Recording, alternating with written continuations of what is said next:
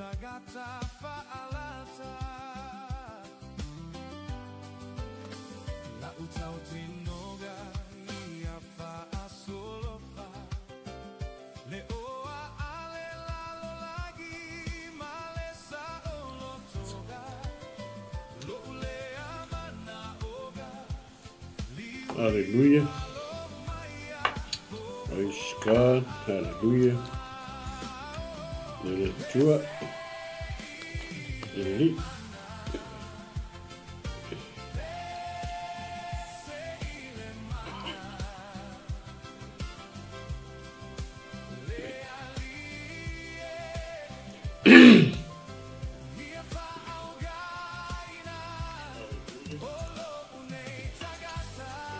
Praise the Lord.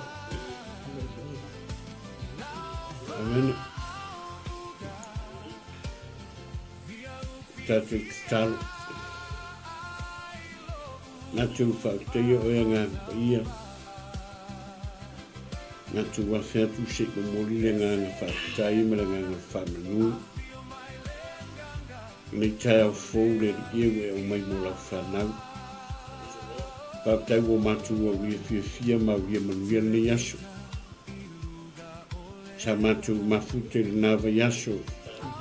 Le fu mātou tue whigo fia ni tai au ono oe le tuo I lo ngānga sosran. Me le whaktai ia wae au no mātou whaktai oe. Ulawe no mātou wala whai mai whawhita uli ma whangetao le nei soifuanga. Ai le ngā te reo le maruru mātou ka ngona ina le maruru o nei vaitau. Ai le vea me ngalo ai le ila mātou whaktai ia te oe. Ai me solo mātou wala au ina na e wala au nei mātou. Mātou talo whaktai tele. Maua nei awa no le nei e mwhaiona mālo fo iai nei no whanga. Malitina si o ma whaasoa ala ila upu. E vai ma wālea le I o mātangata. Ai whaktai o wā mātou te iloa. E whaonga ina e lau fiolo mātou vai. Ina ia whapenao na whaasoa ila upu. Talo fo ni tai au ta maanga le rei mai. Whamanuia mai ni tai au. Saungi e whaasoa ila upu ta maa. Talo se I anga le mai ni tai au fau. Whau mai le li ie.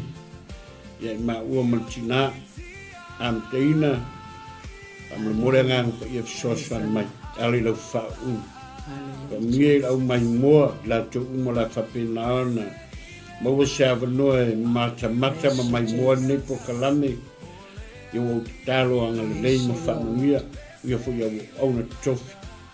Ai le ngata I lea mātou te manatua I pia fo I sio mātou o tino pelo Samoa. Sio mātou ta mate tai.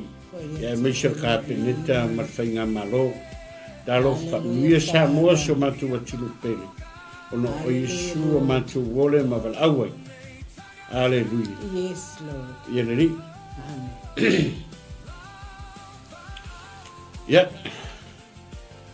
E moi whawhiloa I ma whataro whatu nei tai o fau. Swafa manu malo Yesu ki wiso le tātou ori ma le tātou whaola. Ia whai au masui o tinama. Ma o fwoi se e lua e. Mori atu se nganga whaaftei tele nei tai au. Natu leo o umona.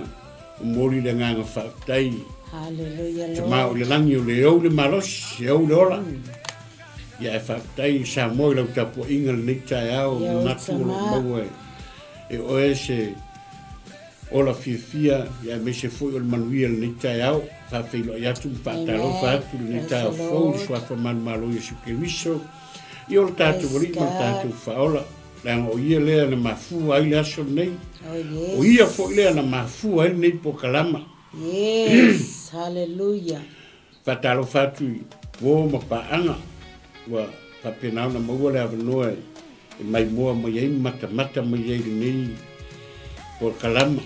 Le Global TV channel. Ia o lau po kalama e whai pēa mo o ia sa uma. Whawhilo I toila ni tai au. Whawhilo I atu I wō ma paanga. Ia misio na I tātou mātua. Whawhilo e fwoi nei mātua. To a tau mai ia. a whai o tau mai fu nia tunu o langona maruru o marosi maruru ia ka more tātou o lo ngafa matua tau kuana ia la aim of mafanfana na ia mafanfana na yo tātou matua ia patalo fatu o una tofia le tua fe la vase me po kalame ia patalo fatu i lau sunga malfatua ia me se foi patalo fa mo na yo tātou matua man malo ia le tua la tu sa asaina le na suo le taiao ia whaafitai tele la o tau ngā ruenga whai o tau wala ia o mātou savawari ai whaafitai fwoi na i o tātou mātua ua lango mai tia sā whai langi fōlaunga i o le lātou tatalo ma le ana pongi sa tu nātu i le atua ina i a whao ngā ina i tātou lewa tātou iai le vai tau mori atu fwoi le whaafitai i wo mapaanga o matamata mai moa mai atunu i whafo ia ese atu ia New Zealand atoa ia whatalo whatu swafa manmalo ia sikeriso tatu ni whaola ia e whatalo whatu po i neita e ao le tamao le atunu se o afe atu e whatalo whatu so tatu tamate tai sunga le lauri al mari atoa ia mesa whatua manofo alo whatalo whatu palemene le kapeneta e le ngalo o tau tatalo i le aso ma le aso whatalo whatu le whainga malo tulai ma le vai tau ia alofangia le atua tofi matute ia whaia mea uma i le whatmaoni whaia mea uma i mea fina ngalo i le atua aleluia ia whatalo whatu po ia Samoa atoa Samoa lo watu pele po feo e alala mai ei o tonu o lo sa tonu o so tatu o tunu i Samoa po feo lavo e maua mai ei e whaafeloa i whaatalo whatu le neitai au le swafo Yesu lo tātou wali i ma tātou whaola whaatalo whatu i nai o tātou uso atua oi ia me se foi o na ialo ma whanau o matua lo whapenao na whaimalanga mai le ngata o Australia o New Zealand nei ngā ruenga whawaitaimi ia whea ngai marugu nei vai tau alofangia le tua ia angale le tua ia lewa ma Vaa se lua whatarofa fontina ele tua whatarofa tina whatarofa sunga whatonu ia me se fo le sunga le ona ia nai ia ona tapo inga fo nita au whatarofa tina le ainga nita au whatarofa tina Morning then. na role se fo mia Yeah. Alo lava le soifo Marula soa. O ga ku kilo ku lo mera ku lo karinga pe mo to pe mo po se ba ava de fo de Hallelujah. pe wo pe wo e fo ringa mayolela sa un ki e vale le Oh yes. Yes. Amen. Yes. Nei I ia prepare myself. tae mo moli to yo fa anga se ma Hallelujah. Hallelujah. sunga fe ngai ia frost me se foi tua ia es vi ia le tua e fu ni tae ai moli toia lo fa anga ma fa manuanga ia te ulu foi matua e tanto nungo lo mawal malosi malola mai ia fatalo fat foi le sunga ia tavita ma le tina ia seta Amen. ele ngalo o seta le talo Yes. Malolonga le tu ia te o tina mais foi o sunga ia pai ia mais el fatua ia ainga que le porio mana tua pe o tau talo malolonga le tua fe lava se meo e fata otoria i mai o tino fe voi se meo e o to ali ni te o ne ngalo o lo soifua le tua amen o ne ngalo ia te o fe lava le te ia mai o tino e le ia se wa na o Yesu yes e ia na fa malolonga suafa ta le nei fata ia Moria toile lo fa anga ni tao. Ia oe le atua. Ma fa manuiana. Ia oe bi. Ai lavo mo i mai il tino. O lo soifua le. Hallelujah Jesus. Le fu la tao. Glory Lord. O ye to ese. Ya. E o nga ia. Le fu le fanga mu la to o turi fa salanga. O mau sia o nga le. Ya. anga le leile atua mawhamanuia, la teimi a tofa le atua e mangalo ai. Ia tautua nā ia mangalo ai e sa o onga le lei. Nei vai tau tato iai tupulanga talwau le tue whaingo fie. E le ngata ile, tonu a inga. So se mea lava wo. O iai al fili mea uma. Oh yes. Amen. O whea lava me tato te o, iai tato te whiu e o. O le fili a mea uma. Pe a whai foi o e whanongo mai. O where karesia ngai ke iai wa e harua ngai iai awane ngalo e iai ale fili mea uma. Yes. E iai ti ngā iai whaingata. Oh yes. E awane ngalo. O lo soifua pia Yesu. E le o maliu Yesu. Amen. Yes. Ia manatua lo tatu wari, mana tatu whaole sustaimi. Nana ira nei aso wa. Nā mai matina ia whaafitai fo i le tua ono sa wanoa wa. Toi whaafo i le tua ia lo taimi e. Toi whaafanoa mai i le tua le astofi. Glory Lord. Te manava mai tae au ia. Glory Jesus. Umai lo maro waso te le toi fo i ngarui. Whaafitai le tua rana au auna e. Onga ngi kampangi. Ia oi E sao ai. E mo i o le, ese le mo i mat wha maoni o le fionga le tua. Oh yes. Amen.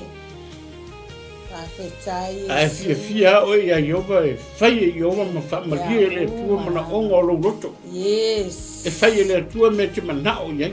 Hallelujah. O a me uma ke mangao iai ai fia ia Iova ma e. Yes. A langa i le tua. Amen. E whai e le tua me ke mangao. Amen. Whaatai le tua o. Tau whai a koe mawaro o stofi. Ke maloro i o wapo kalameni. Amen. Ili whaita. Te melo o manoa ia, le alaua. Astofi mo te le toi fo i ngā ruenga. Ma nava mai loa ia.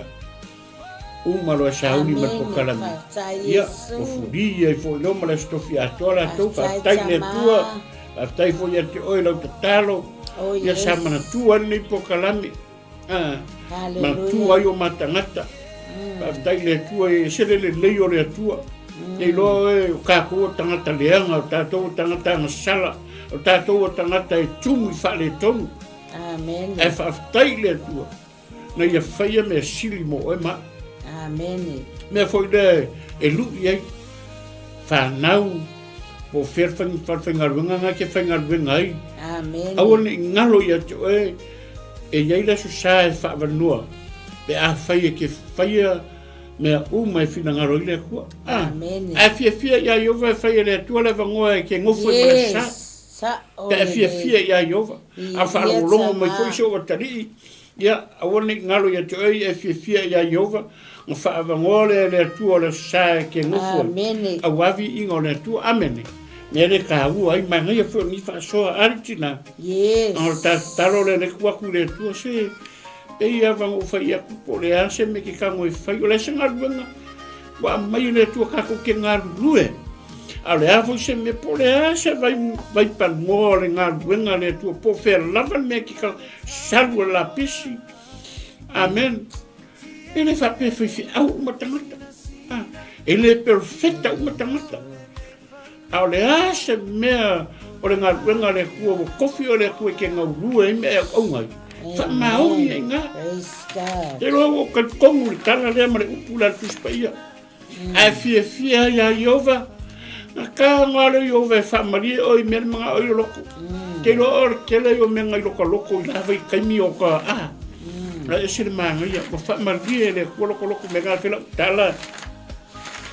Wa malie lo taloto i le tua whaaftaipo i le tua. Ngewa yaso a koa. Whamarie le tua. O maloko matina ni vai yaso a va yatu de tua fa moenga ma por kalama fai a inga fa tai le tua Amen. Praise the Lord. va tai le tua Hallelujah. Hallelujah ya you, fa taro fa Father. fo initial fa now Thank you, ya o fa Lord. pe now na asiasi maya sia por kalame ya Amen. malu tu ya te o fa now bole mo sa no yo le wa maka por kalame ya e moria to lo fa anga ya o lua fa tai fo le anga le mai Ya. ese le yo le tua Yes.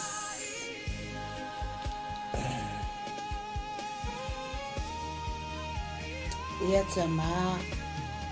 Amen. Ke lo kai mi ka ku ke le fa maongi. Ma fo fo wa ia ya u. Ma fo fo wa ya ke lo kai mi ke le fa maongi lo ko tua. Ke lo kai mi ke le ngai ke fa lo tai. E fa fe tai se tua na alo fo le tua. Ki ngalo ka le anga ki ngalo ka pio pa ki ngalo ka le fa maongi. Ala ya lo fa mai ya.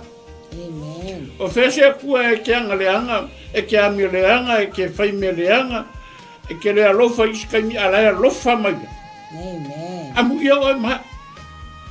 Wa ka maua se atua lofa, se atua ngā wha maongi lo ngā lofa ia ki oi maha. Me foi le.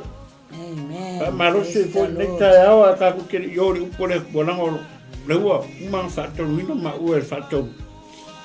Wala ia se po kalame raso atona i kua ko mau. So, lewa mawal matemi matatanoa, whaasoa. Se o kako whaasoa, se o kako wewa. Ele nei ane atua, le upole kua, le upue. E mangongi kai mi uma. Amen. O le upole atua, le mea ai. Ke roa se skwai ngā kuka ai. E ke fia ai ia. Amene. Nanga ese. Yes. E ki ai ngei, ai ngā ngei, ai kai au, ai le so ako. Ke ai e kua le fionga le tua, e soa maria. E foua. O le mea ai foua. Le la whara masaungi e kuka singa kuka le kiki lea. Le se kuka la masaungi e whai mō kako. Oia, e soa maria e fou kai mi uma. Ia. Pataro whatoi fo I se whanau. Ia moria tō whaanga se whanau. Hallelujah. Mai, ia. Sifo le tali I toa maroro me ngā ruenga o nipa yaso. Praise the Lord. Ia, e fo nei teimi moria tō iro whaanga nei o mātou ainga. Iuso me tō whawhine. Whalongongo mai. Oi na walo ainga e uso ma tō whawhine. E me se fo yo mai o mātou tau ainga. Sa ili nei so wa no le tua manu o mo le vo. O vai poka la mere le Vaa O Le Faaolataga. E le loku. E le loku ka ku ki o le langi ma ka ku sao le langi. E ke fiu ke ngalue ke fiu ke o nga le menga ke ye e le kalia Yesu e fai mo ri mo faola. O ka ki o le so wa mo le langi. Ale upua ia le tua ma le fionga le tua mo I ma fa mau. Kalia Yesu lo loko nga mawaro wa ngoa. E le whapea fo I kalia Yesu nga o ko me kei le e iei me tau whai. Amen. E ola I lo langa I kaunga whina ngalo I le tua kako ke ola ai. O le ola wha maina ma le ola wha pa ieina. Le o langa ngā re mga o le tua kako ke ola ai. Ngo kako sao le maro langa. Aongi o kako kau whai e minga kako loku po koe ngā. E ke whiu e kausi whai au ngā ke ngā lua ai me au ngai. O ke whiu fo e kausi le whai au. Pe ke whiu fo e kausi a. E le kere sao le langi I kausi ngoa. Amene. Ai o le au ngā re ma whaftai le tuala na upu. Wa o hao mai e kako. Ta ria Yesu e whai mawari I mau whaola. Langa o le langi o le me umana saunia le tua no whanga o umana sta pena me saunia le tua. Mō tātou o lana whanau. Amen. So au kako whiola lam kako soifua le lalolangi ngei ma kako wola le lalolangi. Yo kako wola mau ki ngoa. Kako waf aifo iei le mera o iei le vaitaungi oka mo le maliu. Amen. Amen. Ai o le mea tāua. Ka penga. Amen. Ka penga oe ka penga ha. Nanga le whapea fui o awa kaua o se whaifi au ngo sa o ilola wam le langi. Ngo straight through le langi no. Le we kausu e sa ngo le whaifi au la kovia. Amen. Amen. Le we kausu e sa maua vango matina. Nanga e kai me whale kongo ai. Amen. A le we kausu e sa maua vango ar ka ua o le upo le pua. Mo mo le whaafisoa. Ma ia kako wola I lo langa au ngai le tua I lo langa ma whaamau. Nei la tae au ia, ma ia fwoi le. Kako wola upo le kue.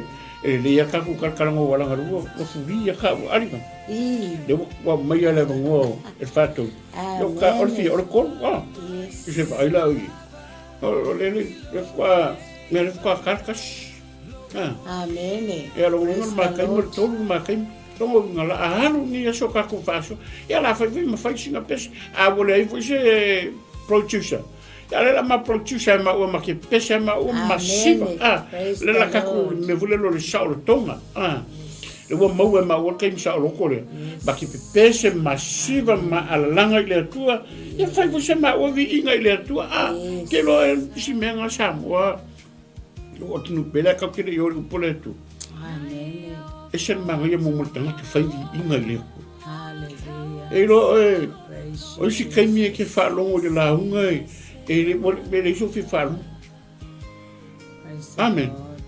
Hallelujah. au si kai mi fa longo i vi inga tanga ta ke au fai ama fi vi ko ia mo Amen. ki fa longo i pe senga e lo e ma o u e fai ko la kala po ke ar pasi pe amo fai ko la u le ma u le pe se ele ngalo le tu lo ma fu fa ke mi kalwa pasi pe alu pasi bo la pisi pasi bo ngora wala kero alu ma fu fa ula ko ngeki le ko ke lo is ke mi ke especial ngor pasi tan e sia o le ka u o le fai vi inga le ko ele fa pe ke fa ke kalsi mo inyo maka nga fai vi inga le ko amen alu ar pasi la pula fai vi inga pe sa vali fe fai vi inga pe fe me la ke fa lo fa ka esa ile tu amen aletina e pe foi lá o tina no ya pa pe que cola fai san pesa san vin o camilo milo tina por fa ale fai de vin al pe ngale lo kala fai corfa ei men vi ele tu fa dai le tu se tu na lo fa ya la e mani e for ko ku na a makamet ka fa sori ma ka mola ya ele i va ku ka fa so ka ora pure pesi ka ku mo fa mo ni ka ku wo se ki fa pe nei wo se su de ya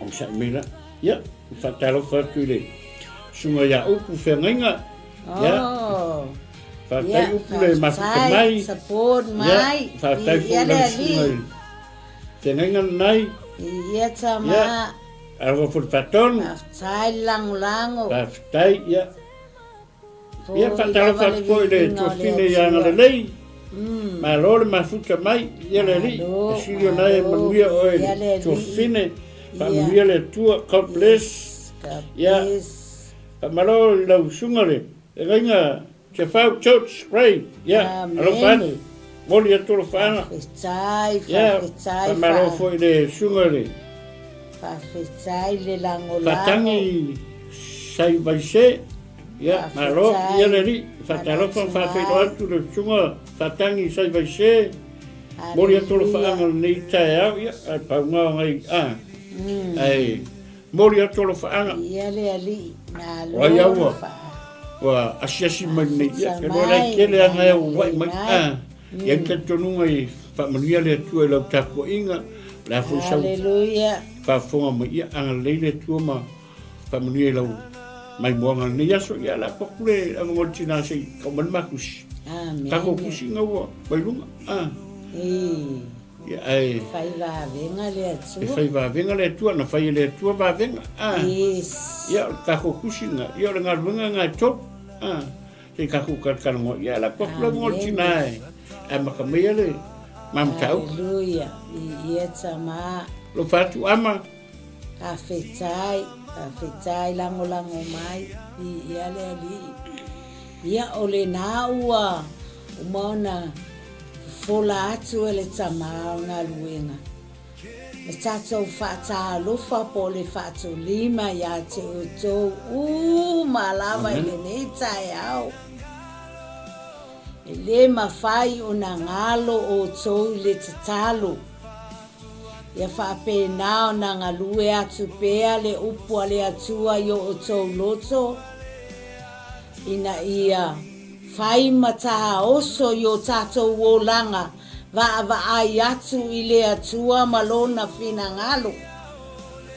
Whawhetai ai fo i la le loto i le atua i le nei tai au. ona o le ola ma le malosi whaafowina o lo maua ina pea e lana whanau. Whaftai fo i le atua.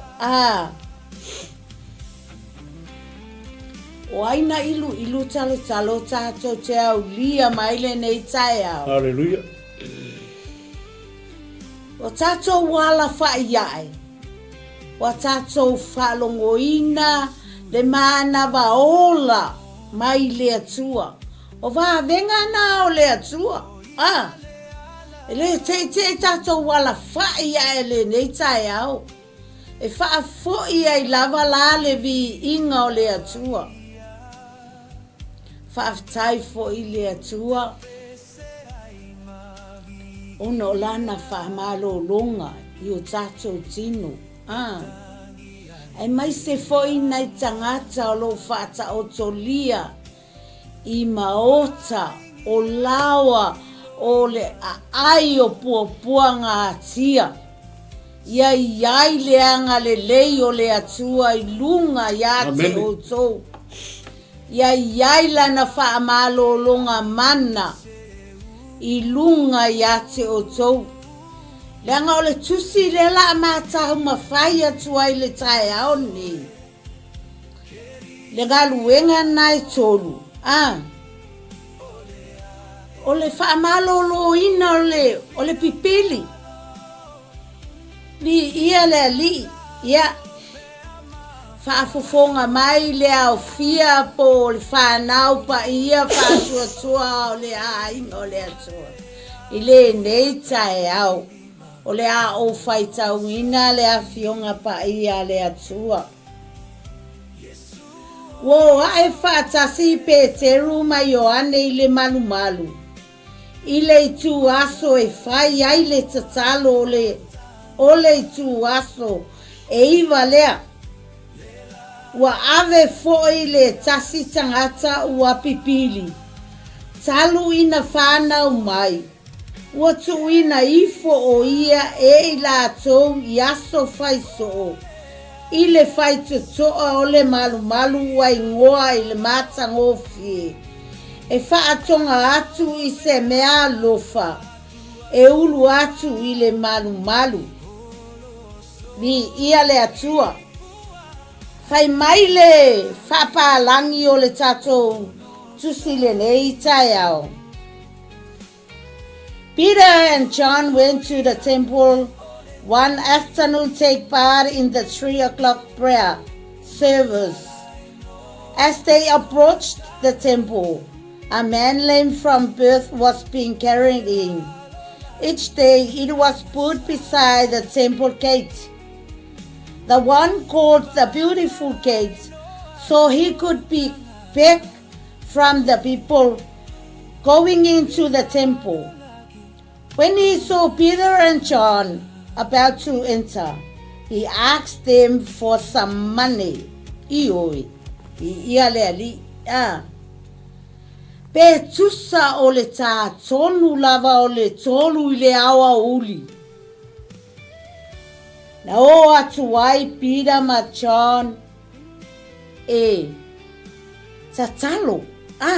E tatalo I le atua. E o atu la Peter ma John. Olo o iai le pipili lea olo o nofo I lumo le whaitutoa.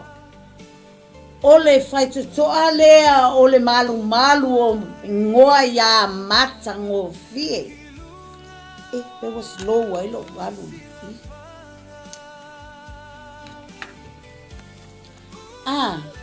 E whai mai. Wa tuu e tangata nei si pipili I lumo o le whaitutoa. O le malu. E whaatonga mo sina mea alofa. Whaatonga mo se tupe. Wa whaiala masani a tangata o le tuu o le pili le I lumo o le whaitutoa. E anga I atu tangata e o tutonu e tatalo ma. Ai aisi. Ai tu whaapelo na lima. Mana o mia se mea alofa. I ia le atua.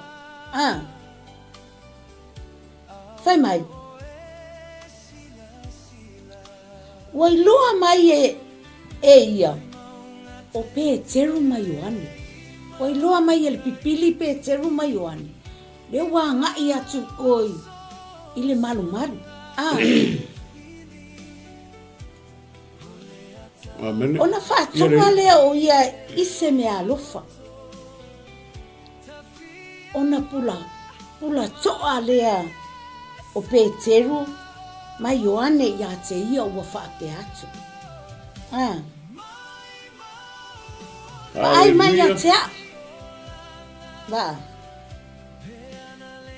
He saw Peter and John enter the temple and he asked them for some money.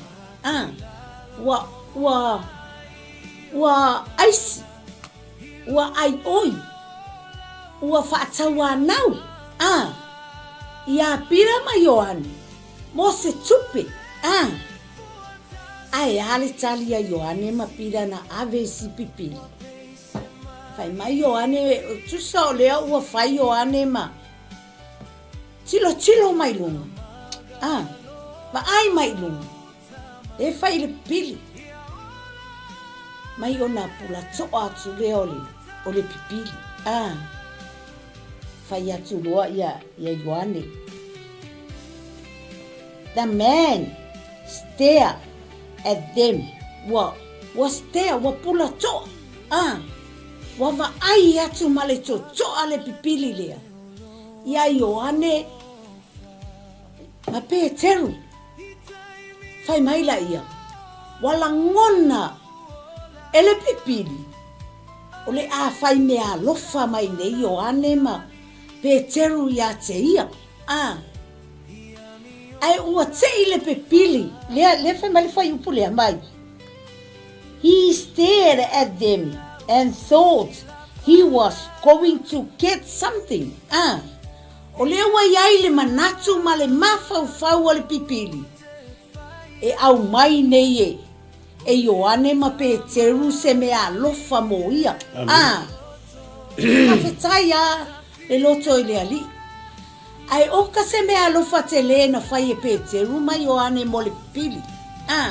E le ai se mea lofa tau tupe na ave iai e Pēteru ma Ioane le pipili. Ai na pau lava leo le mea na fai iai a Pēteru ia i le pipili. Fai mai. But Peter said, we don't have any silver or gold.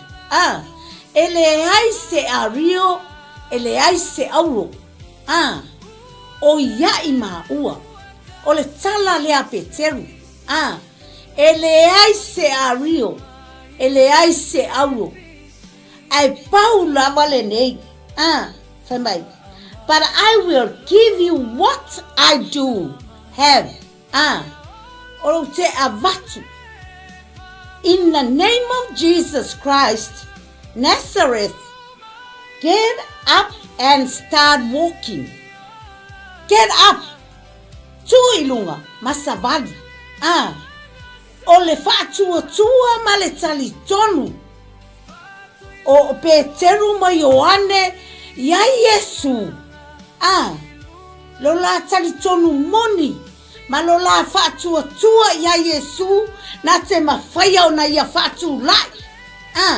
Whatu lai ia le pipili lea. Ioe. O le tali tonu o Pēteru ma Ioane i le li. Awa o tangata ia. Le pe ye fesilingia Pēteru ma Ioane. Pena whape fea. Ona la whaia se ngaluenga whapea i le pipili na o atu. O lai nofo i luma o le whaituto. E whawhetai ai le loto i le atua. O tato uma, awa te wa ai manatu wha maua lalo i lo tangata. O le atua sisila i le loto. E le sisila le atua i ni au mea e whai. I ni au ngaluenga e whai. E sisila le atua i le loto. E whai wa venga foi le atua ona o lo loto. Ama malo loto. E ma mau mea e whai. Pei ona o whai loa mua. E le o ni tupe la po o ni Poniani meana ave tama ia mo le pipili. Ena ole suwafa lavo Yesu le Nasareta. Tulai ai lunga masavali. Tulai masavali. Ile fatu tuo Peteru ma Yohane. Ya Yesu Keristo. Dena faya le ngaluenga. Amen. Na la faya le ngaluenga lofa ile pipili. Lain mase tasina anga le ile pipili. Ai peitai ina wai loa le lei. E Peteru ma Yohane. O ila uo tangata o le atua. Amen. O ila ua late mafaya ngaluenga wa umana tuina ya le atua. Le pule male mana faya ile ngaluenga. Amen. Ile na oni foi au foi ya ni melea. E fa tua ma eta tonu e faya le atua le valenga. Amen. Ila utautala. Ila ngayoi o mea uma se faya. E faya malo loto yai. Faya malo fatutua. Malo tantoni. E tali le atua. E fa malo lo faya le atua le nata.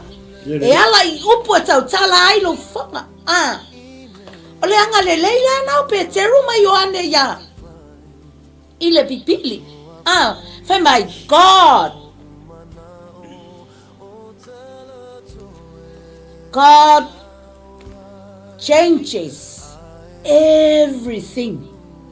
Suwia le atua mea malava.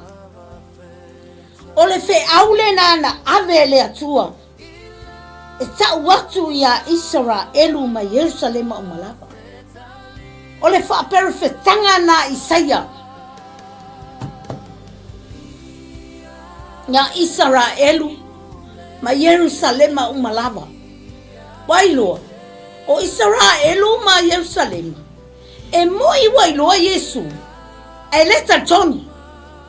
Ile uyai loto. Ile uyai ni olato mafau.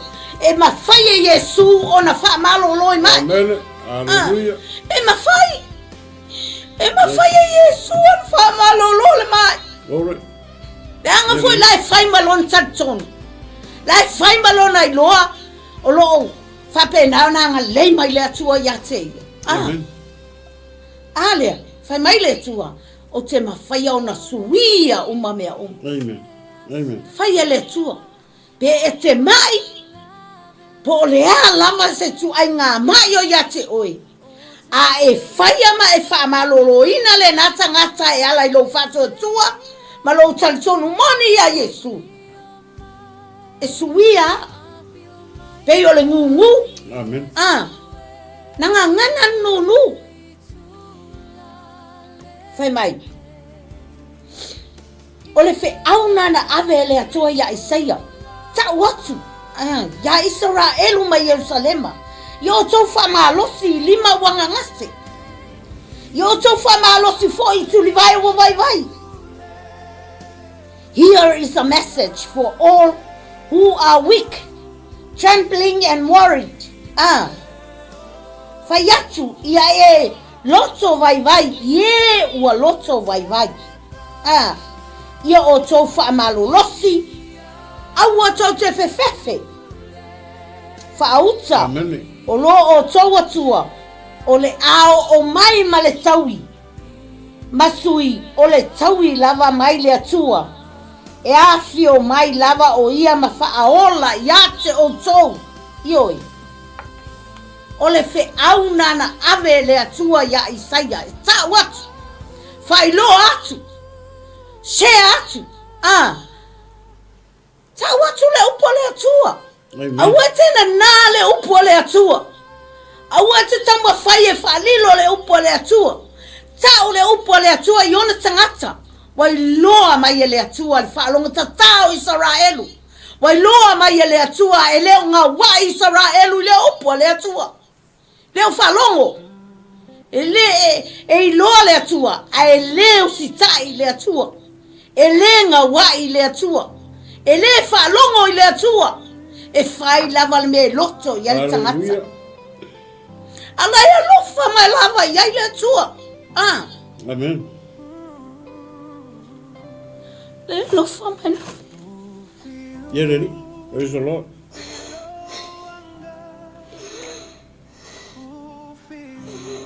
Praise God. Hallelujah. Get ready. My cheer up. Don't be afraid. Your God is coming to punish your enemies. E sau le atua. E taui. Le tangata mi o leanga. Your enemies. Tangata lo famatau. Tangata lo fai. Tangata lo tamu fai leanga oi.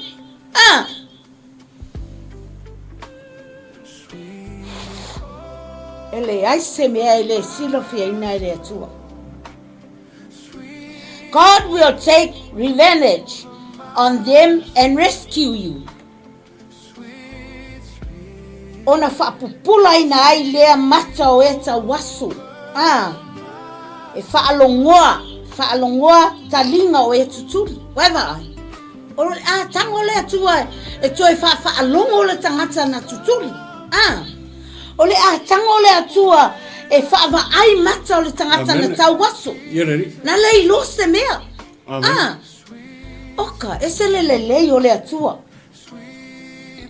Tamai. The blind eyes vai. The blind will see, and the ears of the deaf will be healed. Eva aila o toia. E fa malolo ina le atua talinga wa tuturi. Wale la ngona semea fa malolo le atua. Amen. Ai sea. Hallelujah. Anga foi le ufa mai le atua le tusila isai. If esuia le atua me uma yate o to. Hallelujah. Pe atonga wa nei ma fa alongo ma to liu mai ya Yesu. Awa o Yesu. Lena tama faya yu taia. Tama faya tangata o le atua. E fa sa tauro ya Yesu. Ele o tangata Roma ma tangata nu ese. O tangata lava lo Yesu. Amen. Lena tama faya fa sa tauro ya taia. O tangata lava nina. Lela mo to fesili ya Peteru. Pena fa fea ona la ua faya. Lenga luenga lea o le famalo loina o le pili. Tova ai le mata o tia o le atua lea. E au ona iai Peteru ma Ioane. E na tu lava Peteru ma Ioane tu tono o le fale pui. Ona o le. O mea foi lena o istama o Paulo la tauia. Lela unga tu ai Ioane oia. Peteru ai. E tamo faya tangata ia. Na lato pupue. Na lato tango fi wa pue ia Peteru. Ma Ioane. Ma ave tono fal pui. Amen. Tu uai na petu se meo le tolu po le fai le fiafi. Sei malama le tae au le siaso. Ai tu foi. Ai fasili ai. Na fasili ai.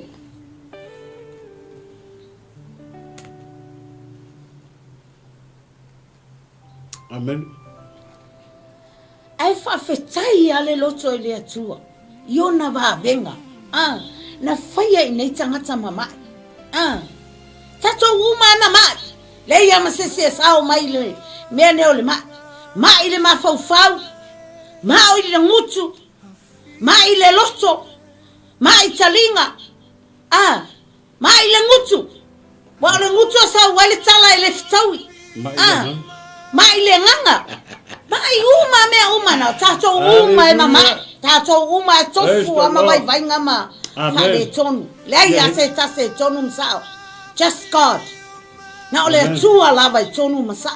Ai fa fetai le tua. Fa manino mai le tua la na upu ne tai au. Wa ya fa malolo ina. Tangata mama.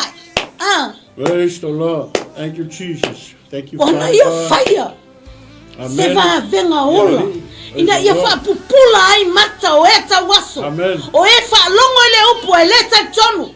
O e tau tala le upu ai le nga wa. E fai la vale me loto tangata.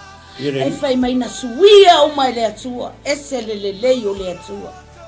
O le lei la le o le atua. Le o tato le lei ai ne tai au. That's right. Amen. Le o tato ala whai mai ai le nei aso fōu. Amen. Wha popo i aso le tato wola i lunga nefunga ele. Vi ia le ali. Vi ia le ali i lona matautia. Amen. Ia le ali. Whai mai. Ona oso ai le o le pipili. E pei o le aila.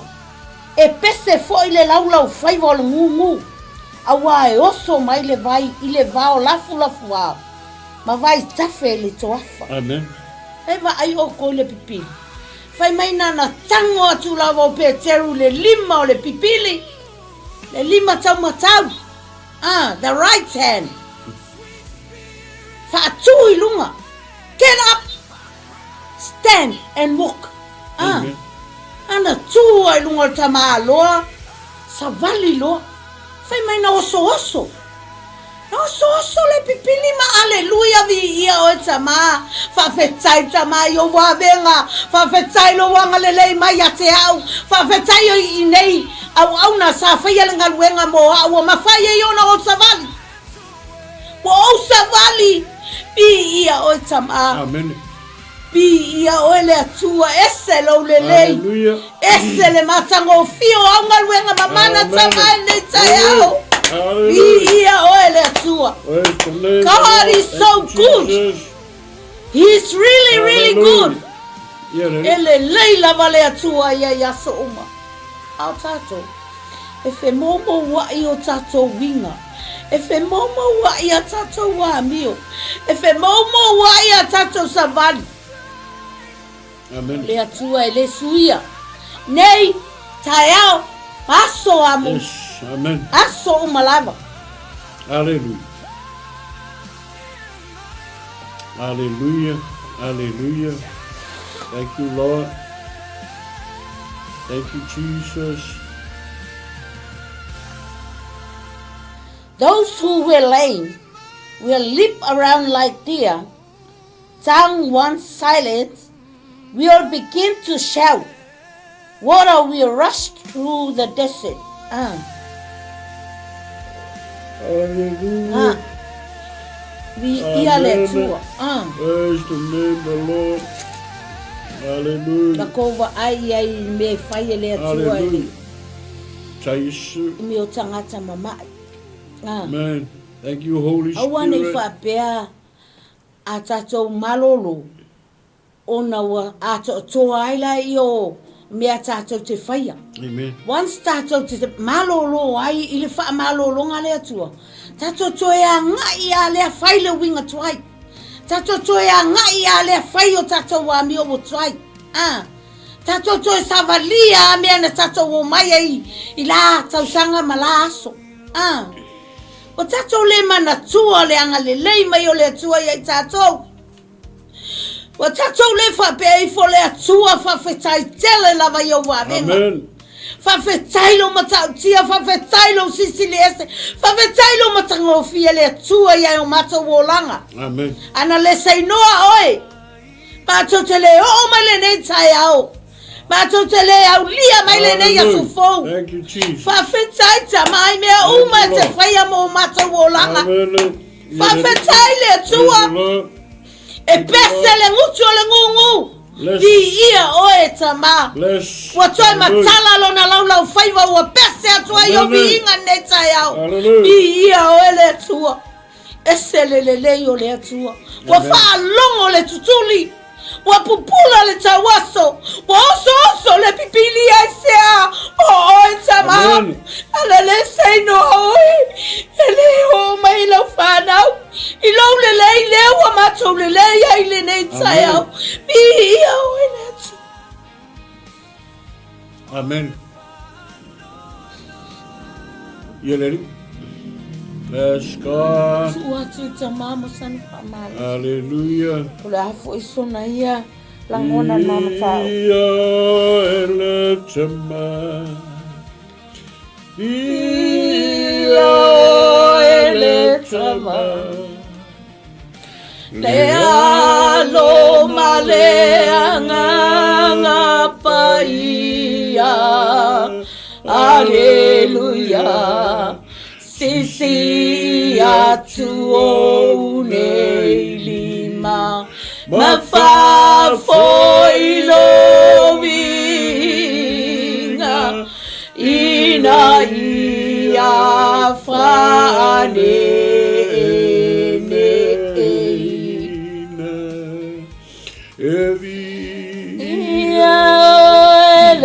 Sama le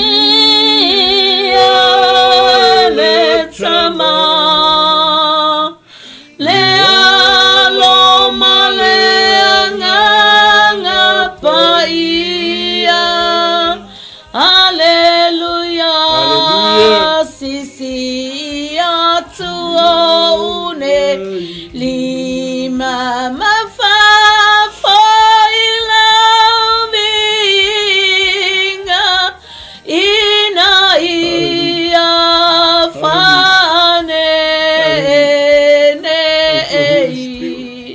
Thank you. Father, we glorify you.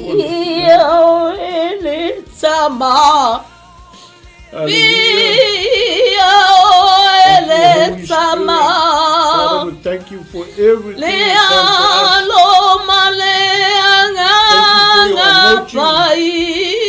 Thank you for your word today, Lord. There is nothing with us. Hallelujah, Matobi.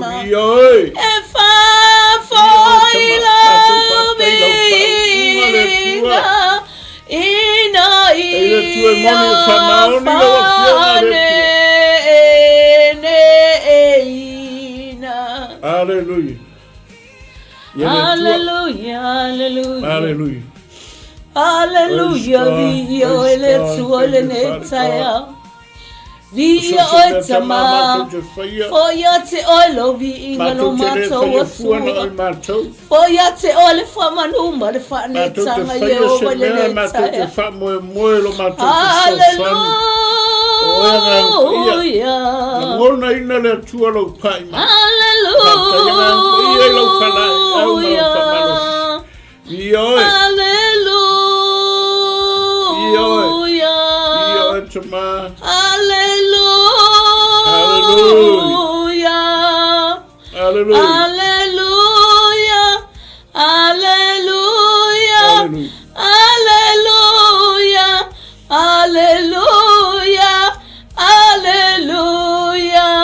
Hallelujah. Praise the Lord. Thank you, Lord. Thank you, Lord. Thank you, Lord. Thank you, Jesus. Thank you, Jesus. Thank you, Jesus. Thank you, Jesus. Thank you, Jesus. Thank you, Jesus. Thank you, Jesus. Thank you, Jesus. Thank you, Jesus. Thank you, Jesus. Amen. Hallelujah, hallelujah, hallelujah, Lord. Hallelujah. Praise God. Vaa O Le. Hallelujah. Ero mele tue whapega mele tua a. Vaa O Le. Ai le leia le tua ia. Hallelujah. O alu le upo le tua Glory, leia glory, soma. glory, O Lord. whaptina e whamtalatala. Glory, Lord. Hallelujah, Father. Anga ole mata upu le. Hallelujah, Tato Father. mata ne i mata upu le. E sen mania. Hallelujah, Anga ole Father. meta ua le i. We E le worship i loa e you, pili le. We worship you, Lord. O lo ngaso le e mamuia. We worship you, Lord. Ma kouria fo pili e le ma fai savali o na vai. Jesus. Yes. Ele i loa pili o le aso le tula i ma avelo na moenga wa malolo. Amen. Thank you, Ele i Father. manatu le pili o le aso le fa malolo inga ia ese ma le wutia. Yes. Langa luenga le pili o langa luenga le fai so uma e o mai alonga inga maku ulu ma fa paolonga o matango fi. O le ala e moe pili le po. Alonga mafau le ye. E ye lang ngarwenga e fai le tai au e kausiro nga inga. Amen. La lang ngarwenga. Ngarwenga lo le alwenga ngofo mo fasa. Ngofo mo faka lo ngor fasa. Ai se foi manga yo o le mafau o pili. Alu atu pili al sao ai me lo malolo. Ele ye so mafau. Ele ye so na manatu. E o malolo ai lumai. Amen. Al pau al mafau o pili. O le alu su e me kupe fanga ilo nga inga fanga lang fanga. Praise the Amen. Lord. Yes. Leu kako va ai de aka I so se me kako ki o ye. Leu kako kilo ye le langa le kako ki ye. Lungo a wala lungo manga ala. So se me kako ki sa fa fali kwai la fa pe ngi ma ya limo tangata. Yes. O le sia ngaka ma kwa sa fali ma ya maripu e ma ya oi. Amen. O ferme la kilo ki ngala fe pas ja yo ta vale e ke va ai ka ngaka le la ko wala ngalunga fai de aso ma e moile po. Ala ilo mafau e ala fai le tai au so e alu e avera ngai pule a pena mal mel kala le mafau ngai pila Amen. e ko fai le po e moi le po ma mafau e ala fai el tai au e ka pena e alu mo fa po longo matango fi Amen. e su e mai sanga kupe o la ilo ngai e ke fa fe tai fo le kua ma ke fa fe tai fo le pili le sa o le menga alu ye Langa o le tua ta pena. Thank you, Amen. Lord. Yes. O le tua o va venga. E fai le tua mesili, e fai le tua ma venga I lo langa o tangata. Alale. Me lo que fa kai ia o le pidi le sa o menga alu ye. Amen. Ele ia lulu mo se fale o loa. Ele ia lulu mo se awala. Ele ia lulu ni mga ala e ku a fe me nga alu ye. Ngalu ai rumor fashai fa paulongo fashal matango fie. Lo vinga a kwa ko le roku. O la ngo foi fa fo mala ipu. Ele algo ko fashai roku. E ngo foi fa fo. Ngalo le pipili. O longa mai. E mo fa malo lo. Yes. La ngo le skanga kinga e mai ro ka mai fo le lo le finga. Fai mai fo mai e le koe nga se konfiki. Malo nga malos. Wo mai fo nga malo nga fo e ye le tu fa malolo. Ka kongu le kalanga. Langa kelo ka ko le ka kongu fa malolo nga le tu. Amen. E mai o mai o me mai le lo langi e mai mai fa mai o me kupu se fa na tula. Lo langa le ka ko ki ye. Ale nga fo yo mai le kofo mai ka ko mi uma maso uma Amen. e yang ka fa matal tala kinga tele ko nga ma e sao ma yo ma fau ma yo kalinga o ma yo nguku o ma yo loko ma yo le mama ma yo kingo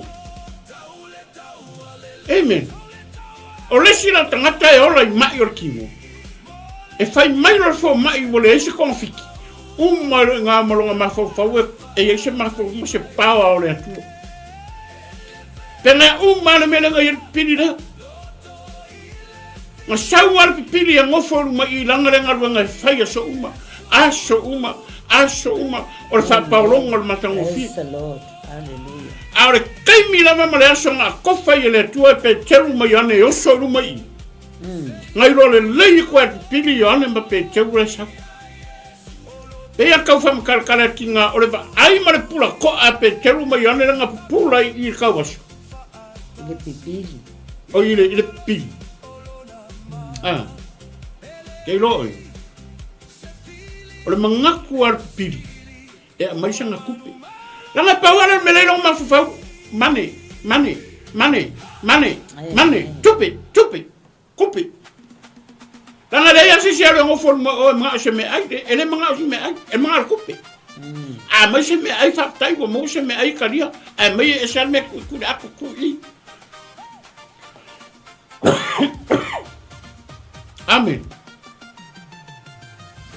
onga ole tua nga ke fuafua me uma ma ole tua nga ki fa por kala meinga le langa kanga a faina vol kamina nga ko fainga le tompo kala me le ko malo lo pile longa le kai Amen. O longa le taimi. Nanga foi ele gese ma fo fo pili la sole na ke malo lo yo la sole kula ye ma fa sa nga ba ma so du. Nanga me nga le ye kala le. Ora manga ko pili ya mai pe telu ma yonge e au mai se me kero e ma kwa pula ko a fo pili o ya pe telu ma yonge o longa ma fa o ka se mera au mai se tupera au mai pe telu ma yonge au fa ko lo la u.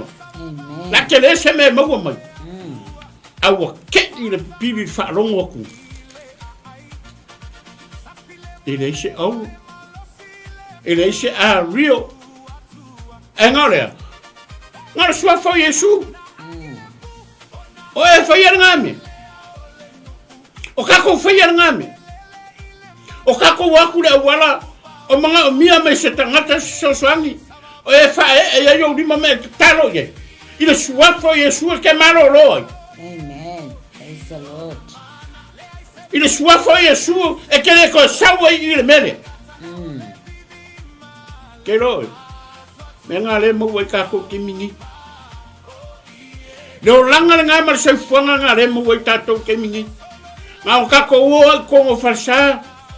Men. La sira sa fa ka waso. O le sira sa fa pipili. O le sira sa fa ngua le ko mo fasa. Amen. Wo fia ka sanga o le ale uminga e lokwai anga pong sala wa ai. Yes. O le ngai ke pili ya fa le anga. Amen. O le ale umi ka ngwe ngofo ko fasa me fa lo mo ko le kwa. La unga mar fa ke. Ala ke pili fa le anga. La ke ka waso fa le anga. La ke ku kuli fa le anga. Thanks God.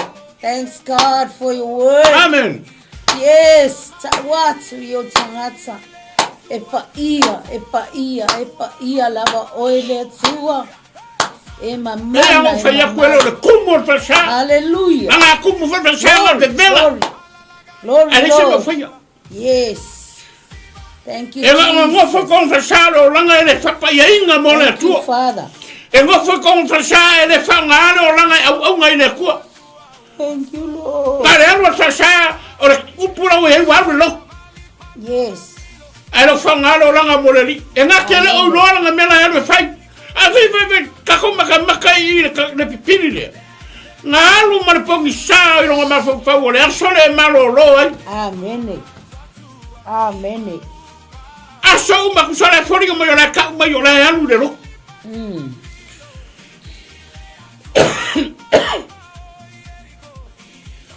Ele me ngofo foi var me ave yorong ai. Wa ka ko ku ar fesa ora ngam moli me yorong ai nga. E po isi, me sa po so ko rua po san fa ngau. Ale le ngam moli me la uri me ya ave ku lu moli. Mo moli me ya ma ku lu ma fa pa longa. Ama kalolanga is. Ai ngalo yang ai. Ola sole ui me ya au ngale tu. La sole ui mai ai fai au ia ko lua. O la sole ui mai ai pero feka ia ko lua. O la sole ui mai ai por skola ia ko lua. O la sole ui mai ai a ia ko lua. E mele ele ese auro, ele ese a rio. Al swafa Yesu. Yes. Ma que va que malolo. Kula ni ma abelo bonga wa. Que lo que minga. Praise God. Malolo pidi mo sa bali pizza me ya. Kala masangi ka ko fai kauge.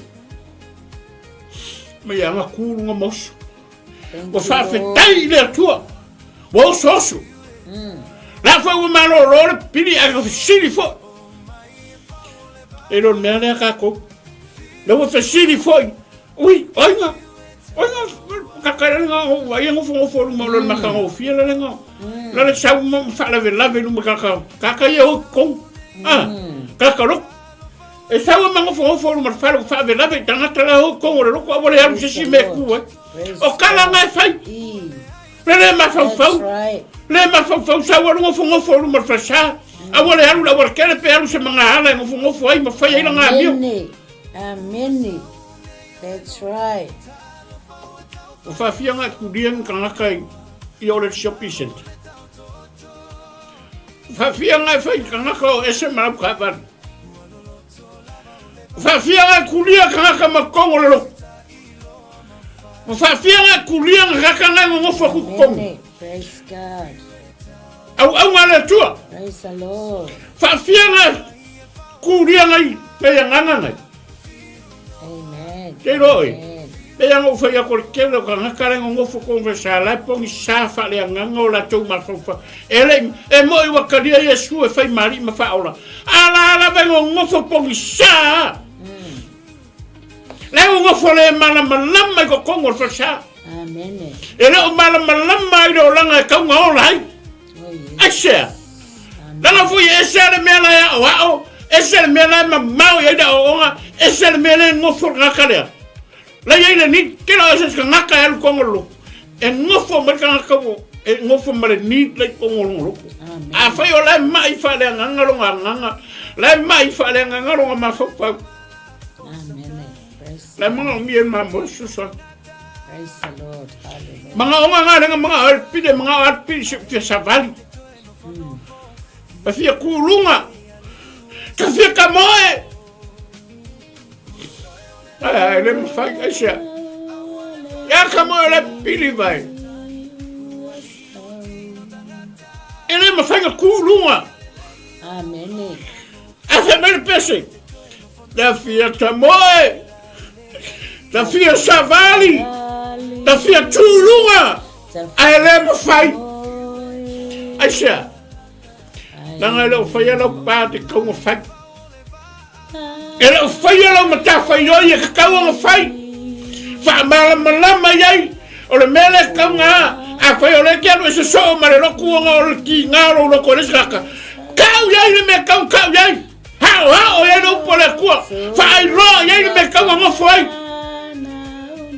A fai foi nga que ngofo ko loku ngofo mara ma fo ko kulunga ko alu lesilo awongi ngalo ya ai o mera kupu fo I o mera kupu fo yo peke fer wa ya la fer ele umaro fer wa ta da ele mala malama le upo le ku fa malama le ko o ngale ko ya o me ka wa ola amene ese le mangayo se carecía que vaya malama le tangata a malama ka la ngofo ai malama tangata la savali ai que loi ele ko kulu nga vesi que loi o ka ngaka le nga fa malama ele upole ku ma o fa le la ngayola que lo ngaka ma lo singai ka singol fe au ma ka ma lo si fo ngai ngale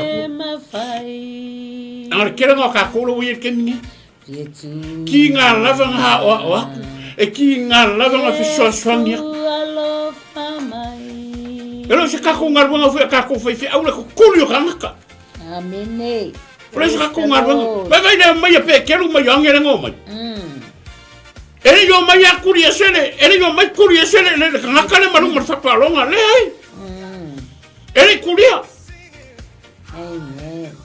Nanga mai ava ai mai pura ko amaula maka kala sa fa lunga kelo alme ki me sala wa kupura rofa ai mongi kala na nanga le ke fai ngal wanga le le wa wa kupura rofa ngala ngam pura ko aula maka ma fai ai il pit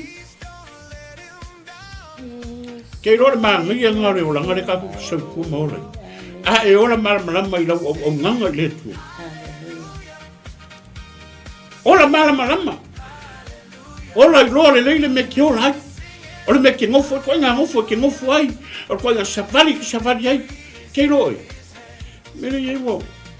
O pe wo saka longa i vai. Amen. Afia ku ale lunga ya luar. Si me orisi ko nga me ele le ya ku o nga as kanaka o mangira o nganga o a fale como me le lo mamoi o se o nganga ngai mamoi o mangia mai o ka salu me o nganga ile ku fa maoi mai a sasi lo se me po se kala fai sasi se ku sasi le onga e senga ngai o como me ko vai a que lo so swangi lo po le kala le es el mangia Le ai ma se kala nga kau kala koi pe telu mai ane i. Aru ase mai ngā. Kai me ke sau so aru mai i maro whaave lave ruma whasa. Lai ma se kala. Ngā le paua ngā le kala i le suafa i sua le se aua le se ario. Vai le māngi. Kū runga i vi i le kua ma pesa i le kua. Kero e sa moro o tu pe. A whai o ngai whakaokoria o i mai o tiu. Praise the Lord. Ke fiu, kako ke fiu e ingu vai ma mea umari. Kako kako ke ingu vai ma whala. Amen. Hallelujah. A kako le whatua tua i le kua. He lo e po ha mai. Se o mea ngare kuko kako whe mai Yesu. O mea wale ma whaia tangata. It's my part. That's mine. Yesu whe mai Yesu awa. Mo uman marosol kahaka, mo uman marosol fomai. O haura ngā. A mere ku elo loko a whewhoi ngai ki ka oko lo muenga. Ma whai me fomai koe korwaso. Be faith. That's right. Be faith. Faith in God. He can heal your sickness.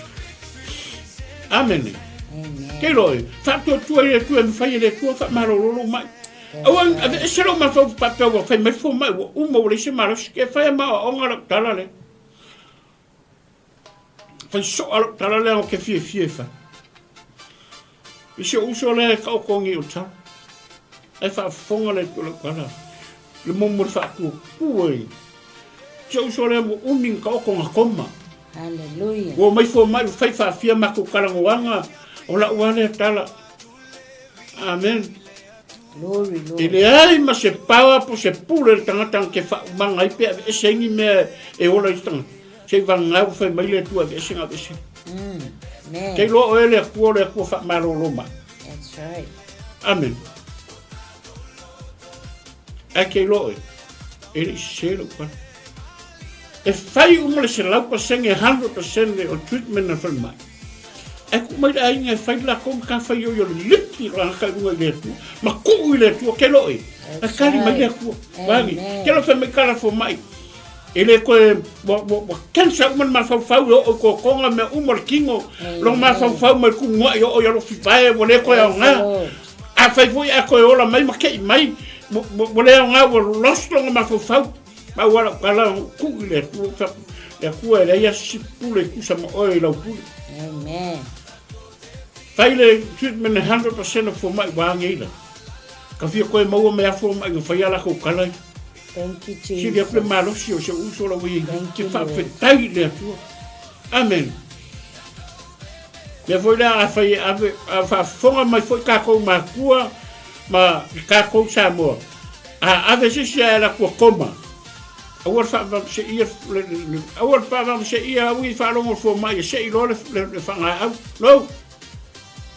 Kamo ai longa lima fa ye omi ai ko ram ko ki moku lo lima langa omi fa fo mai le ai longa vai fa ye omi ke loi o ngai ka mai nga ke le longa malos la so fu le tu il kai mo le tu ko fa mo fo mai le tu amen ya va ke ka ko fo mai ma le ku nga ye ko fa ku mai ku nga mau amen Amen.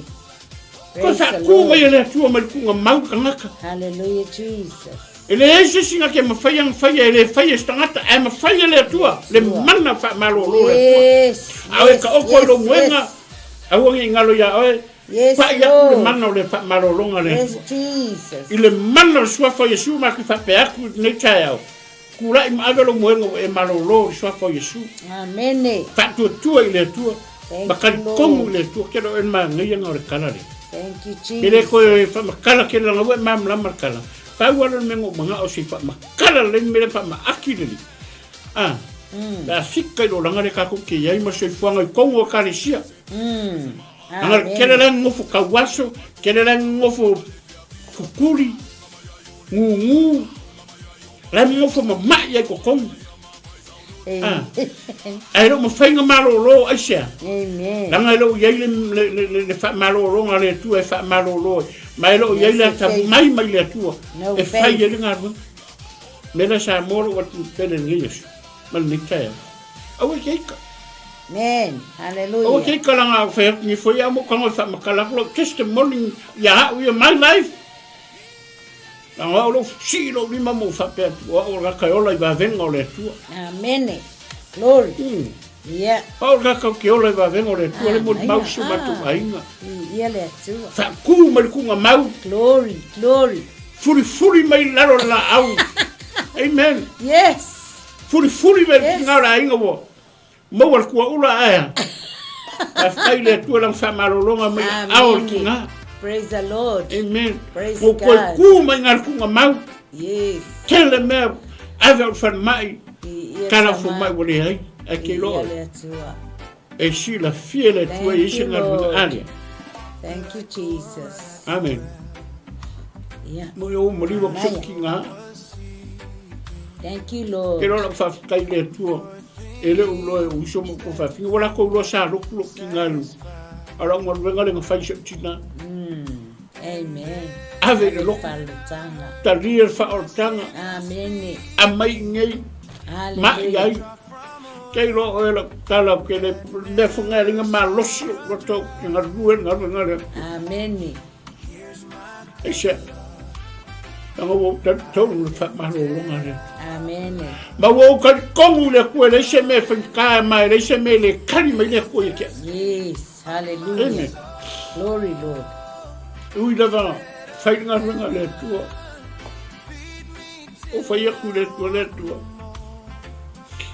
Ale ase me we au mai e maki kuku wai matina mki ngalwe por malo le fa maongi telo tai. Kula ve pesero vi. Amen. Seeking God. Yes. Amen. Alanga ile tu. Thank you, Jesus. Ama walunga le vi ingo le tu. Pawa le. Lord. Me la tisa ili mai le tu. Amen. Peke loko kuanga ia peke loko lona. Oh, yes. La sa ili mai le tu ya kau po ke loko le la langi po ke loko kuanga ia ke lo fa para le tu. Only you. Only you. No one else. Only God. Only you. Only God. No one else. By praise. Only you. Au fa matala le le le you. Fa matala va venga le kuanga fai ke ko ka se makia. Deserve by praise. Only you. Ke no ele tu. Ma kua ese le tu ma ia ko fa fo ia o le tu ki fai ngal e ngal ngalo ko fo. La mo venga sa le mo ese ma ia sa. Mo le ma fai ma yo ki. Ava ko menga le wa mai le tu ko fa mai le tu ma ko fo ia. Ado ko mai fo le tu ni ia se fa va mo le tu o ki sa wo i. Serve le tu fa so. Amen. Only God. Only Jesus can heal your sickness. Now the two and fa malo lo ma. Amen. Jesus only. Ioi. Esse de man yo le. Na ia na Yesu lava. Na Yesu lava o ia o le ala o pumoni maleola. Ele aluatu lava se tasitama pe ale talia. Ele tangata Yesu. Amen. Once te talia a Yesu. Wafa ma Yesu. Ele ai se tasi aluatu lo tama. A faito te le talia ina. Wa ule alatu wale authority. Le pule male mana. Tau te mawhai ona tau. Uia le ala ilo tama. Wa. Ya whaano fo tupula io Yesu tonu ya te oi. Tala noa ma Yesu. Savavali ma Yesu. Momoe ma Yesu. Oka. E te le toi popo le ai lava lo loto e se mea tas. Amen. Ia. Fai mai lai ole. Fai puna sulua. Wa oi loa Peteru. Ona fai atu leo lana la aunga ile nuu. Se mai. O tō isara edwe. Se ale mea tō te ofo ai lene i mea. Se a fo i tō te le pula toa mai ai a te maua. peisa I o so ma ua mana, ma sa ma ua mi o atua, ua sa vali ai o ia nei. Fa longo le launga Peteru. Tusa o le fai Peteru anga ia Israelu. Ile le tali tonu. Ile va venga ua fai le atua ile pipili lea. Le pe ona fa matala te sama. O te ile va ai mai wa savali atu le pipili te tonu le. Le manu le atua. Wa oso. Wa vivi. Wa langa. Wa pese. Ai sea va venga le atua. Wa le atua. Ele fa ilonga tangata le atua. E tu tusa o matangata umai le atua. Leanga o tato e fa ilonga tangata. E va aipo ai tangata e mawalunga, o le tangata e poto, o le tangata e atamaya, o le tangata e valea. E sa ngovo tina. E manga e yo le simero wa mai wa e wa top mai. Ma kofo le Hallelujah. Glory Lord. E wa o le simero o le maro o le mai. Eu fai mai o le manga, o le mana I pau arfifi, me ngoro kala, me sure le manga ma le pau arfifi au le, fa mo le iskako manga. Yes, ele no manga. Ele se manga o tangata. Nga le tua I longa manga. There's no power. Ta ua fa le kia ua vai aso, kara kuanga. Ia, ma makarango a fa fonga mai le uso le makarango. O le tala le tangaka le fai mai ama ua ma susitaimi e fa le tala le. Maksud oleh manga angare le manga. Oleh manga le kako ke fai ai me uma. E tala no le upo le mana. Ai le ola mo se pali ai. Ai poko ka loko. Se fa mo le se manga kako. Yes. O ele se kako manga ele se manga ma fai ngo kango e fai se me. O kango ko fa malolo, po la fo se mo ke kango e fai. No, it's not my it's not the power. It's not my power.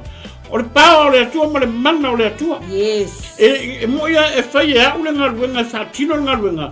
Ai anga le seango le manga o le atua. Yes. Le ngara ai o ngor sa tuo tuo ka ngaka le ke fai e ngaruenga. Ai le se kako manga. Thank you Jesus. Ai le se ngaka ka ngo me se. That's right. Ai lo fai ngor.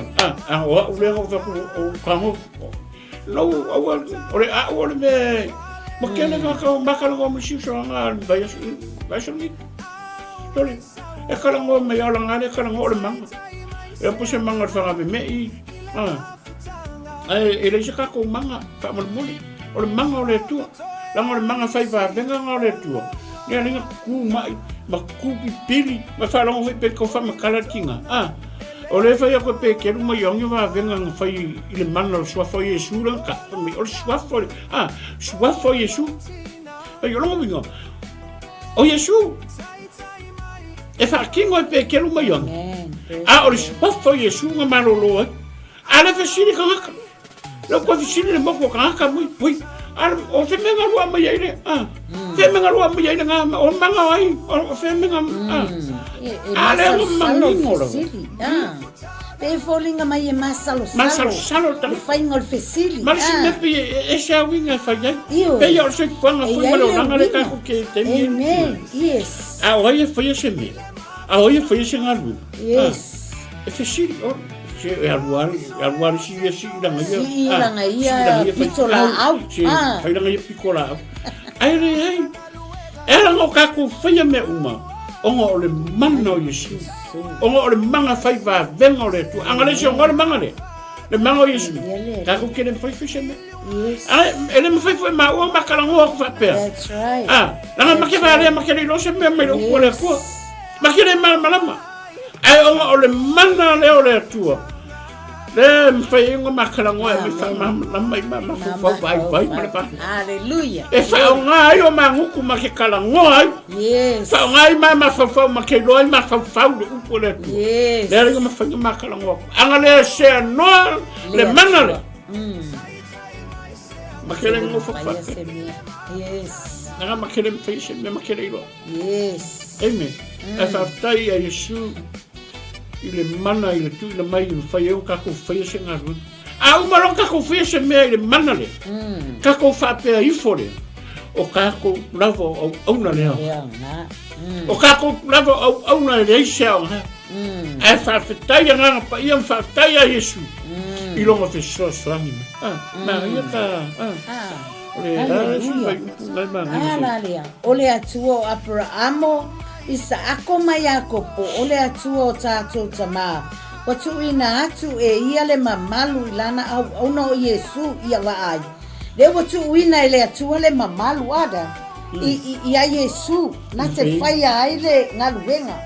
Anga le Yesu ka ko kene mwhai fwe ka kongi. Oh yes. E au mai ele tua ia Yesu. Au Yesu mai a tātou. E au fwe ka ko whai. O le ala la se mea ka ko ke whai. E wha mawala lalo ka ko roto le tua. Ma tātou whape atu whawhitai Yesu. Ono lopu soa mai. Le fwe Yesu le fwe ka whamakarangi mau mea. O ia na o tō ina atu. Ma o tau whaafiti, ia te ia I lumo pi lato. Ma ua manatu o ia e te tala ina atu ia te ia. Whaai, o kusa o kangaka ia o leka mawhai e whaasa kaulo ia Yesu. Leo ngā lako ku uinga lava Yesu I lumo pi lako. Inga ia ame Yesu e whaasa kaulo ingo. O kangaka ia nga whaakau kaua Yesu I lungo sa taulu. Ona olea, ole le malama. Ole manatu fale tangata olo manatu wai la tou le u fai mai fasa taulo ya Yesu ata tala mai parapa ata tala mai le tangata leanga ata tala mai le tangata fasio tangata ata tala mai le tangata mi leanga ai le ai se me tau leanga ina Yesu esa Mane fu le mero se mo kina. Amen. Praise the Lord. So se mea. Kauanga I se tā ua so se. E mongi whanu whamaungi lau sanguanga wai. O le kere anga mele ye. E whai apu se mele li. E kari me se mele. Amen. E ka ke whai apu se me o mahi. Ai reanga ai stanga. Amen. Praise the Lord. Kako makamaka ngila sio kako waku. Mele ye sio kako waku. Taimingi. E le Maria toa le la auri o tamau la tunu e tau whaia ia whaise me le mō tātou uma e le whapea o Samoa. Yes. O le kako ki e lawe vea uma pai a tātou. Amen. A lea tau ma whaia le whiri ma tau ma whaia ri o le lalolangi inga ia ka lepe le mea le leidea. Yes. O le anganga e o le evil spirit. Le anganga. Le anganga la ngā le alinga o whaia kue. E ma whai e le mana o le nganga o le atua. O ka lepe ma ti nei o le mana le. O le mea whanga le alinga whai akula o kala ti mai. I le soipuanga ma le olanga le kaku ke iei. Ia watch out po kaku. E o fo ia kaua. Anga ka kau fo ia kaua nga yuri whai ke kengai. O le ngaka o tau tala. I le ngaka o sapari ma mea ma whakini. Langa o le lalo langi. O lai mata mai. E whapenga uma kako makamaka le kako ke makamaka I Samoa I so kako. Langa ele mawhainga. E kako ke ngofo lawa I New Zealand. Ma kako ai New Zealand. Ma kako feola I New Zealand. Kako ke nganga I Samoa kako. Amen, Lord. Talo whai a Samoa. Talo whai me o kaola mai. Hallelujah. E vava ai ma whanau noa. Samoa. O ai tau malele ka. O le ungani e pokalame o Global TV Channel tai au nei po le Vaa O Le Faaolataga. Amen. Mana tua Samoa lo watunu na e whanau wai. Mana tua Samoa, mana tua le tamau le tunu. Mana tua le palemene ma le kapenata. Ma tua le ao le malo ma le masofa. Praise the Lord. Ato talo pe ma tua. Praise God. O la asa taimi a wana I ngalo sa tatu e tunu. I lau ta talo. E ui ang kako le o le whamana tuina o le fua. Se o la anga kako iei umai te tonu. Hallelujah. Wa kako iei umai sa mo le taimi na whamana tua le fua. Amen. Ai sea. Anga le kara kuspai.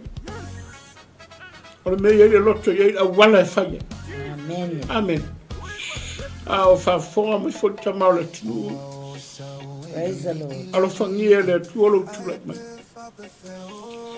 There is nothing impossible in God. Hallelujah. E le aia se mea whaingatā I le atua. Amen. O le whili mana au o lo tau mwhai e whaaleanga se mea o le lei. O le a se mea o manei e wa aia tangata, ma mea na whai e tangata. E le anga e wa aia tangata e le leilo na mawhauwhau. Ia. Amen. O angi mea o matango o whia ma manei e le anga e wa aia tangata e le leilo na mawhauwhau. Thank you, Father. Au le tā ua o le tā au nei le mai le Vaa O Le Faaolataga. Hallelujah. Ku oe I lo tofinga mai e le atua ki kua. Tulai mai o le tamara tunu. Oe ola I Samoa. Yes. Na ko ke leo whai aku o whai kuau. Yes. Ta talo mo Samoa Yes. ato. Ta talo mo le kapeneta. Yes. Lei tua ngai. Ma lei tua le malo. Whamanuia le atua. Ta talo pe mo utau ia ia le file mua le atua. E saunia ma ta pena le atua. Se teimi ma se lao lao le ni. Nei e toi fo I Samoa. Leu kako ngā aia. Hallelujah. Lea kako ngā ruenga I whai. Lea kako ngā ruenga I whai. Whaale lei Samoa. Amen. Awa kako kau whai whaale lei saku. Pai le mea lau whai Samoa. Amen. O le upu ngā le atua. O le whaasoa fo ngā rungi Yesu.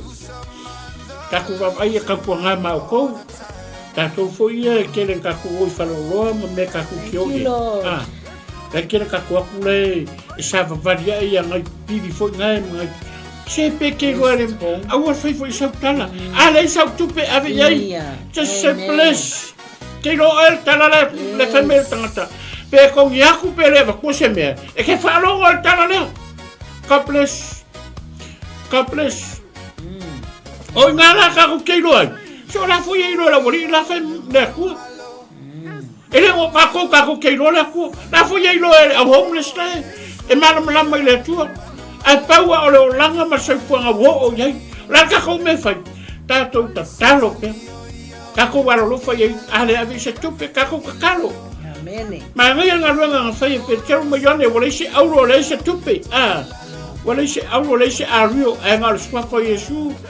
E vaku ma oe, kura iei mai, savali, avero moeno e maroro, amen. Vali loe lo fali. Anu lo fali, amen, anu lo fali e maroro.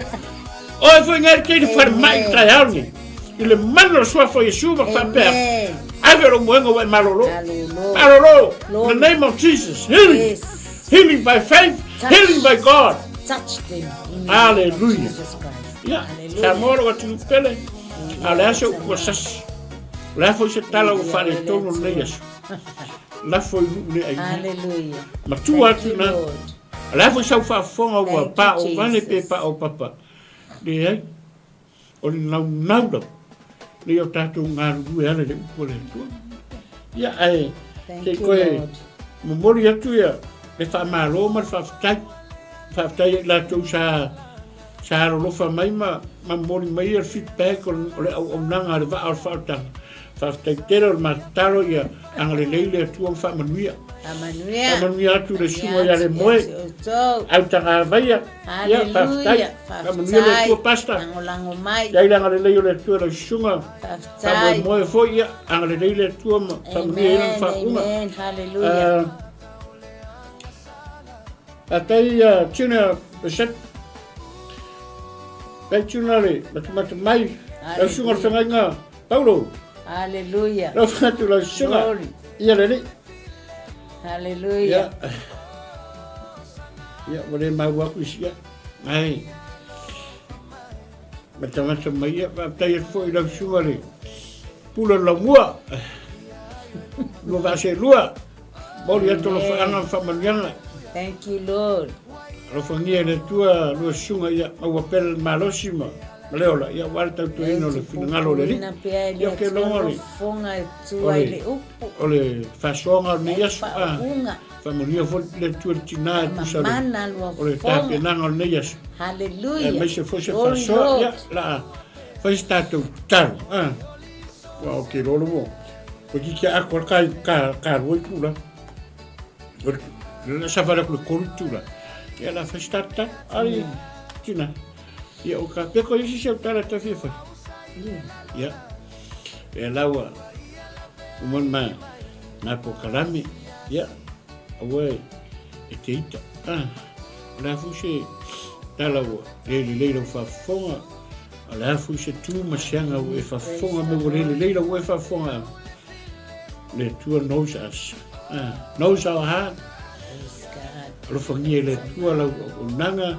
Lo fangia le tua lau pasau nei aso. Ia, whangia tere le tua ia te esa moro wa tu pene whaatalo whatu ma tau whaatai atu nei matua lo tapua i mai lawa maota ia e maise fo o au na tofi le tua whea lava mea o e ngā rue ai ngā ruenga le tua pe ke lai kiki pe ke matua pe ke lai whaau winga pe o whaau o le te taro o pokalame nei o le Vaa O Le Faaolataga whaongaina o le tua e whai mana au whai mana mea whai ngā runga. Use as a vessel for God. O whangia le tua. Anga le reimu whamuia. Ia tātou tālo mātou ia o le tua. Maona mātou whai o se ngā runga. Oh yes Lord. Le wo ngā ngā runga. Yes. Ngā tia lava no Pātai lau uku. Wa o hao ma yei ma ua. Whai fo ia o ngā mō lau whanau ta ma whawhetai tere. Taro le se poto le shata mai. Ai whawhetai lau whau unga ngā lue mai ai le ria. Taro ia ngā lue atu, ngā lue ifo, ngā lue ane lau upu i loto ma whina ngalo lau whanau. Taro le ria au ai se mai o whalongo longo mai nei asu. E malolo lau mana. E malolo lau swafa le tua. Tulai ma avelo no menga o malo lo swafa no mato. E le pupu o ao e faola. Ma fa malo lo. E le tuli foi o talinga le dia te fa fonga mai la mato pala au le netai. Mato fa pe atu le dia. La fa malo lo. I se o ma le netai o mo le no e mato. Fa mnuia o na le dia. Fa mnuia la to uma sa mo le no e ma futa mai. Talo yang le nei ma whamanuia. Whamanuia mo i ma ua le rie, sauli fo i tā pena ma whamaina le yaso, anga le nei lungo ala, te ilo i ma whanau, a ia fo i pēr ma tū mau i anta oelo vi inga ono o Yesu. Amene, amene. Ia le. Ia, ole. Ko kalama na. Tātou tō whiwa i atu. Alofatu, shalom, God bless you all. Se a se mea o te whaia